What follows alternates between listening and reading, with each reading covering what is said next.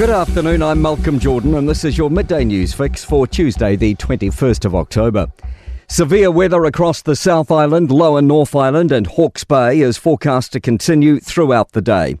Strong winds have suspended flights at Wellington Airport, disrupted services at Queenstown and Christchurch and knocked out power to some.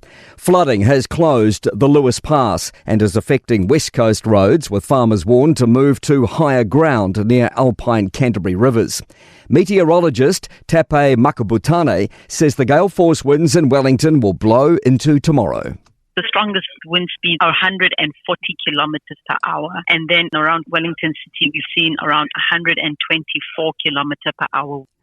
It's unclear how much travellers will have to pay to drive on yet-to-be-built new roads of national significance. The government's investing $1.2 billion into the programme's 17 highway projects.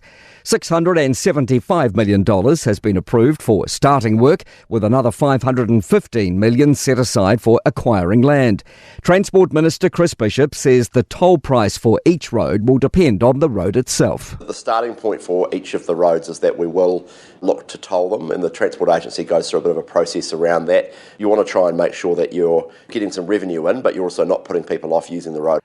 The country's second largest electricity gentailer says rising electricity prices are the result of rising lines charges.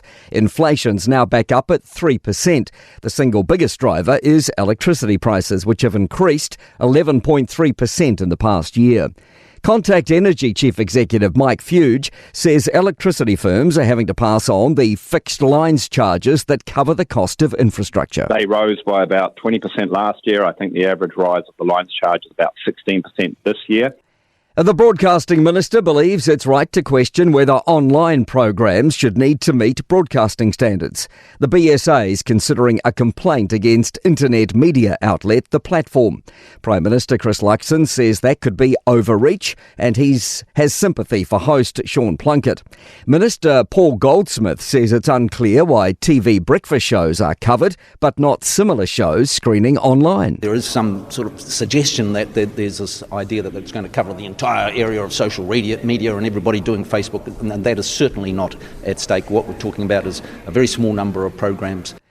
Problems with Amazon's cloud services in the US have been felt around the world. Thousands of websites and apps were affected by an outage during the night, including TVNZ Plus, Neon, Sky TV and Snapchat. Gorilla Technology CEO Paul Spain says this latest outage will likely have a financial impact in the hundreds of billions of dollars. He says it's like a house of cards, and one point of failure can make it all tumble down. What seems to have happened here is Amazon's systems in Virginia in the US have, stumbled pretty badly, and that has had a flow-on effect. To sport, injury problems for Ireland ahead of their test against the All Blacks in Chicago on November 2. Mac Hansen has been ruled out with a foot problem, and fellow backs Bundy Arkey and Robbie Henshaw are in doubt. West Ham's Premier League footballing woes continue, losing 2-0 to Brentford to leave them 19th on the 20-team ladder. Italy will bid for a third straight Davis Cup tennis title without world number one Jannik Sinner. He has sought a rest. I'm Malcolm Jordan. That's your latest news fix. We'll be back with the next update at 5 p.m. from the Newstalk ZB newsroom.